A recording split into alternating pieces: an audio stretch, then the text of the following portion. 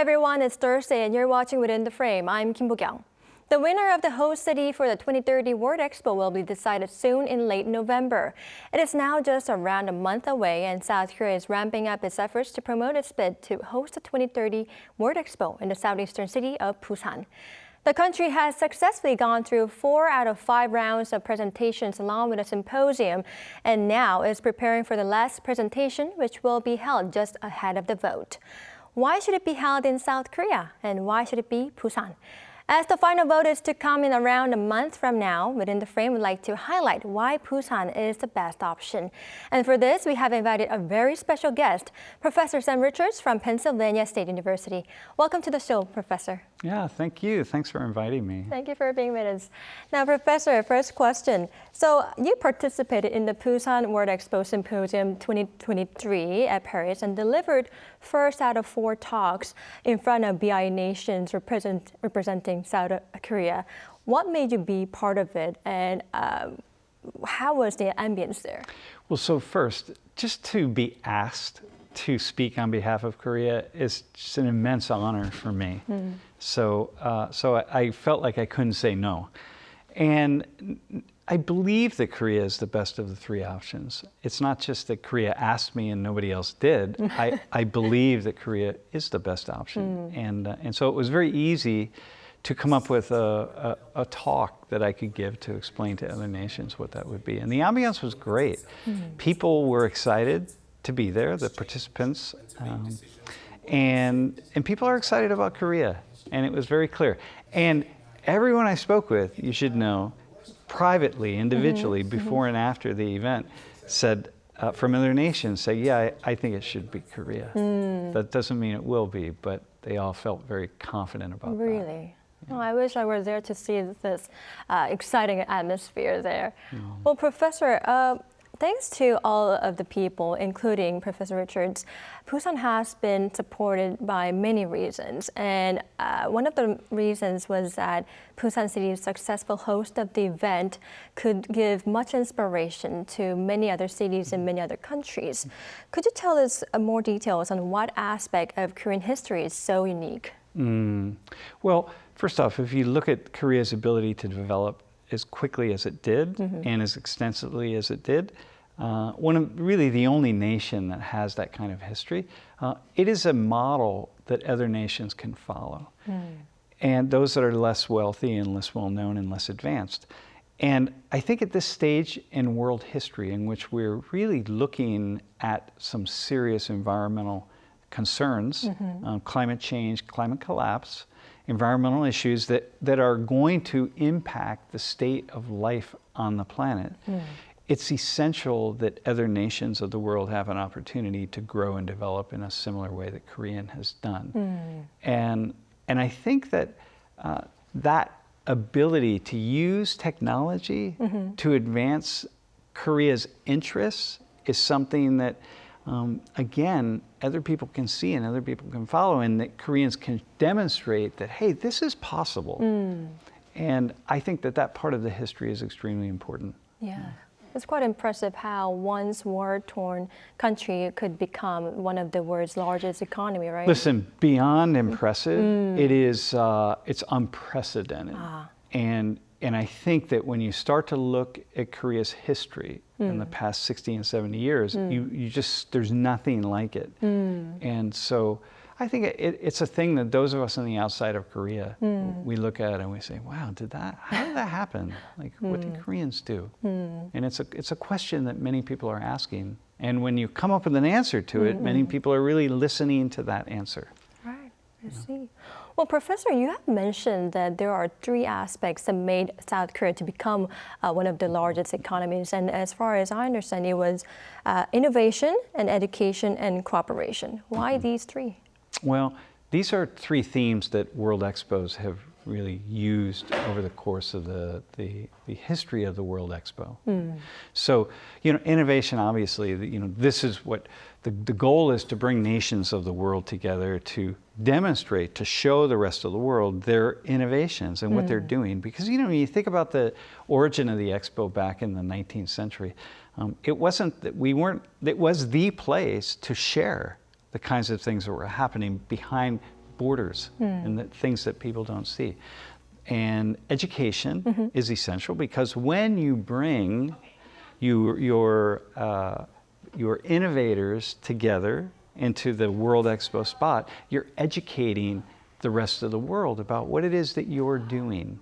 And this is important because, you know, at the time of the first World Expos, you know, people were developing systems of education and innovation on their own without a lot of exchange, extreme exchange in the way they have it today with other nations. And so the third piece, cooperation, means that when you show up to demonstrate and educate, you're cooperating, right? You're sharing the things that you've developed with other nations. And so that continues to be essential for expos. And that's what they're all about. And so those were the three themes that all the presenters focused on. But, and you believe South Korea could best show all of these three themes? Yeah, well, God, there's nowhere in the world that could really, like this, that in the past decades has innovated and educated and cooperated, I think, in the way that Korea has. Right, I see. Well, Professor, speakers of the symposium also touched on how the countries participating in the Busan World Expo will be able to have a great opportunity to cooperate with South Korea's largest conglomerates, for example, like Samsung Electronics, Hyundai Motor, and SK Hynix. What can they offer? Well, first off, what they offer is the most advanced technologies in the world that have been developed here inside of Korea. Okay, so without naming other nations, who are in competition, let me say that what's really unique about Korea is that all the innovations have happened here by Koreans. Koreans have cooperated. You know, all these corporations, clearly they're multinational corporations. They are cooperating and engaging with other corporations around the world. But the essential focus or the essential impetus behind the growth, the brain power is here in Korea. And so that's important. That's not necessarily true elsewhere, wherein, you know, the innovations have to be borrowed by other people, by other organizations or other corporations, right? Innovators. And so that is something that Korea has to offer, that's like the Koreans themselves are saying, put the expo here and we will share the best of what we are with the rest of the world. And that's very different than saying, let's have the expo here in our country. We will invite innovators from around the world, and we'll ask those innovators to share what they know and what they have with other countries around the world. Well, that happens every day. But what Korea is saying is very different, and there are none of the other competing nations can have the ability to say that. Right. Yeah. I see your point. Well, Professor, we cannot leave out Korean culture as well. I mean, K-pop, K-drama, K-movies, they have become global sensations, and thus they are indeed helping to make Busan stand out, you know, among many competitors. Could you tell us how such soft power could be factored in for the final vote? That's a really good question. Well, so here's the thing. Who needs an expo? Right. I mean, we don't need an expo. I mean, we're not in 1880. You know, every day is an opportunity for an expo. Right. And so if I'm working at Hyundai or Apple or any other corporation, well, every day I can do what I would do at an expo. I just go share or go borrow or talk to people around the world, right?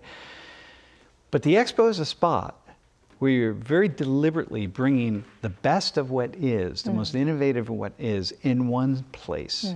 And then you're saying, hey, everybody, turn your eyes on this. Let's all gather here and let's think about the future of life, and let's think about innovating ourselves into the future so that we improve living conditions for everybody around the world. Well, all that's dependent on people turning their eyes to that expo, and it's dependent on people actually showing up for the expo and wanting to be part of it. Because if you don't have millions and millions of people, including innovators and participants, coming together to that expo, well, you haven't done anything, because they're going to just do what they would normally do in everyday life. So what does Korea have? Korea has Hallyu, Korea has this wave, Korea has this power, this really power that's intangible. We can't really understand it, but Korea is a place that the world is fascinated by. So we know that we can get audiences, we can get people here in Korea, we can get visitors. We know that because Korea is a fascinating place to the rest of the world. And so that is the soft power piece. There's something intangible about this nation of Korea that people turn their eyes to and say, I want to be part of that. I want to understand what that is. And then we have this period of time called World Expo, Busan 2030, and I'm confident it will be there, that can draw the attention of the rest of the world. I see. So you're saying that the key of the expo could be innovation, but what invites all the people, what makes people want to come to Busan is that soft power, right? It's Korea. Yeah, it's Korea. It's not just, hey, we're going to do this in Busan, or, we're going to do it in Toronto or Mexico City or whatever. I mean, it's Busan. It's Korea. And people are already interested in Korea and fascinated by Korea. And everybody's asking, what's going on in Korea? Like, what's happening there? If you don't already know, you're asking yourself the question. Why do I keep hearing about Korea? Well, let's come to the expo and find out. I see. Well, Professor, that being said, why do you believe South Korea was able to become such a cultural hub and powerhouse? Well, this is the million-dollar question, right? Or billion won question, I suppose we could say.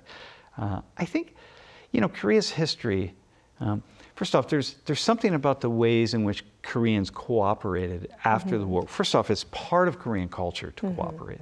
Okay, so there's a kind of a Confucian ethic of educating for oneself, but also cooperating. Looking around at other people and say, hey, what are they doing? And how can I adjust my thinking and my actions according to people around me? Now, other cultures in the world do this as well. But Korea, when you combine that with education, this emphasis on being educated, and then this sort of push to overcome. And there's just something unique about the way Koreans have done that I think is quite, fascinating, actually. And it just happened. It just happened. And Koreans do it in a uniquely Korean way. And so when Korea introduced its culture to the rest of the world, and we think about Hallyu, we think about the Korean wave over the course of the past few decades, it came out of Korea. It's not something that you borrowed from all around the world. This is something that was uniquely Korea, and the eyes turned on it and said, hey, that doesn't look exactly like anything else. Koreans didn't borrow this from other people around the world. I mean, there are pieces that are similar, but they didn't borrow it. This is Korea. And that's unique and that's different. Right. So if I understood it correctly, it seems the key that made South Korea to become a cultural powerhouse was uniqueness and cooperation. Yeah, I think so. And the way in which there's I talk about the comportment of the Korean people. There's a kind of a self-respect, but there's also an intensity. Koreans are very intense, and Koreans are very emotional, but it's hidden. It's kind of there, right? So there's this energy that comes out of Korean people. Right. Well, Professor, that makes me wonder, South Korea's elevated profile as a cultural hub must have encouraged many overseas students to be interested in not only the Korean culture, but also the country itself. Could you see this trend? Yeah, very much so. At Penn State, for example, it just across the United States, where we would offer, one class in Korean language, introduction to Korean, or one section of the class, or two sections, and now we offer 6, 7, and 8. Wow. And that's true around the world, right? And so I think there's just kind of an excitement. You don't know it. I don't know it in my class. I don't know who's really interested in Korea, but then I'll talk about Korea, and suddenly, I'll maybe bring some students up to the front, and I'll just say random students, and I'll say, hey, so tell me about Korea. Like, what do you got? And they'll I saw the video you doing that. Yeah, I'm a big fan. Like, my favorite, K-drama is this, or my favorite K-film, or like I love Korean barbecue, and I'm like, how do you know? Like, you don't know. It's just it's a sea of students, but then you start digging into them, and there's a way in which they're knowledgeable about Korea. There's a way in which that happens that was not true in the past. And so I think that, so I do in each May, we bring students over here from Penn State to Konkuk really? University. I'm a chair professor at Konkuk University. And we bring our Penn State students here, and we don't have any problem filling the slots. Like they want to come. They want to see part of what this is. That's really nice to hear, really. Yeah. Well, Professor, being popular right now is of course really important, but I believe we need to make that trend continue. And so, in what ways do you believe South Korean content needs to do to develop? Well, I think the one thing, there are a couple things that happen, right? When, change generally occurs on the margins of a system. So a social system, a nation, a cultural system, Because innovative change, because, the people in the center of that system tend to be the ones that are reproducing what the system is. At a place like Arirang, you are going to do more shows like the shows that are already successful. Yeah. And so you're going to tend to not do something completely out of the box because you want to follow what works. Well, that's how all cultural innovation happens, right? You follow what you've done in the past. But it's the outside edges. That's where the innovation really happens. It's someone that just decides people that decide to do something that's quite rare. Well, the problem is, for Korea, the change actually happens in the center. What's most innovative is actually at the center. And so Korea has to find this balance between doing what works and what is uniquely Korean, because that's what people are drawn to, and then doing some things that are a little bit different than we've done in the past. Like a Squid Game is an example of how that kind of got outside the box, and look what happened. So it's a very delicate balance between kind of continuing along the same path, but trying to do some new things, but yet not borrowing, not trying to replicate what other people in the world are doing, because that's not what people are interested in. People want to see and experience what is Korean. Right, it seems we would have to keep tapping on that outside edges, right? Yeah, in very tiny ways. Yeah. Right, I see. Well, Professor, you also brought up safety as one of the reasons why Busan should be the host of the expo, while referring to the indicators such as robust anti-terrorism safety score and also the low crime rate. Could you elaborate more on the safety? Yeah, well, when you go to a big international event like a World Expo, when countries send their people, their citizens, we want to make sure that those citizens are safe. Right. I mean, this is part of it. And whenever people go to these kinds of events, you want to feel good about it. Well, that's Korea. I mean, I tell my students, when you go to Korea, don't worry about getting your backpack stolen and your phone stolen and this kind of things. And if you lose your backpack, or if you lose your phone on the subway or something, you'll get it back. Right. Make sure you put something on it so people can contact you. This is just not what it is. And so for me, that was when I was speaking in Paris, it was really important, because other nations of the world don't necessarily know that about Korea. And so I wanted to project that message to say, hey, Korea is a very, very safe place.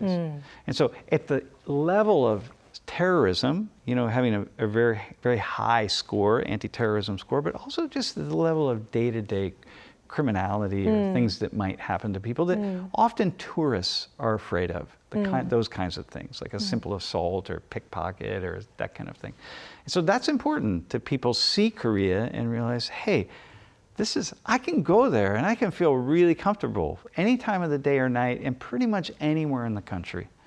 Well, did you have any experience of yourself losing one of your items and then retrieving it? Yeah, we did actually. Really? My wife left her phone on a bench, and someone called me. Really? And said, hey, because my number was there, so they got her phone open and called me and said, hey, we'll wait right here until you come back. And they waited with her phone. And that's not a one-off, right? I mean, this is, we know this. I go into a restaurant and someone leaves their phone on the table where they want to sit to have coffee. Well, they go order coffee, and 10 minutes later they come back to sit at that spot where they want to be, and their phone is still there. So amazing. Right. Yeah, and that happens. Listen, okay, in fairness to Saudi Arabia, one of the other nations, that happens in Saudi Arabia. So, I mean, in truth. Not Rome, Italy, by the way. That would not be the case in Rome. But all right. Yeah. Well, safety matters. Safety matters. Safety matters. Yeah. Right. Well, Professor, we have been talking about what Busan City can offer, what South Korea can offer, but I'd like to also tap on the other side. How would Busan benefit from hosting this event? Well, it's interesting. Last night I was having dinner with some folks, and we were talking about who in Busan doesn't like the idea of the expo? Because clearly there are Koreans who say, I'm not sure this is a good idea, right? And I've asked many people about this, but there are many Koreans who think it's not a very good idea, but but this is important that you have multiple perspectives, should we invest this kind of money, But in Busan, and I was in Busan, it is the sense that we in Busan can offer a vision of what the world could be and what cities could be. And I think how it benefits that city itself is really almost impossible to kind of to say in a qualitative way. We can say quantitative. It's going to bring investment money into the city and that kind of thing. But there's something else. There's some way it will change the vision of the city.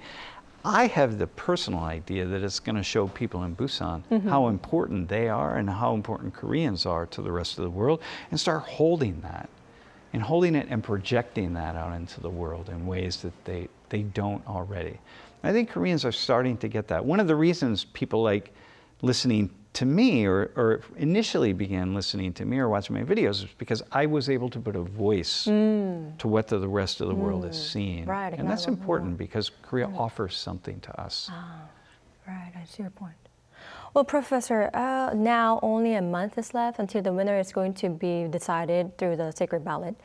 To raise the possibility of hosting this event in Busan, what more could be done? I think shows like this, I think it's awesome that you invite me on, and I think that here at the station you continue to project the important ideas about Korea out into the rest of the world, all over the world, since that's where you broadcast. I think that continuing to speak to individual delegates and representative of nations, which which is definitely happening behind the scenes, and I think continuing to project an image of what this country is and what is possible.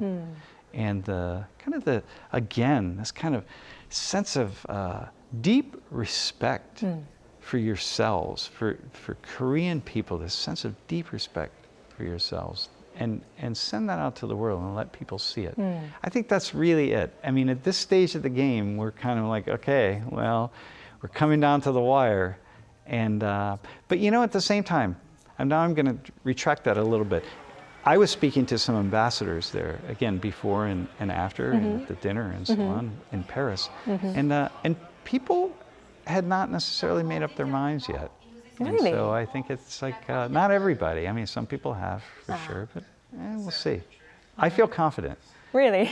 Coming out of Paris, I felt very confident. Yeah, going into it, I thought, well, first off, I feel confident because Korea Busan should be the site of the expo, but I felt confident. Yeah, many reasons why Busan need to host this event, and I will have my fingers crossed for that. Listen, there are many ways in which the future of the world, one of my messages was the future of the world in part depends on these kinds of things.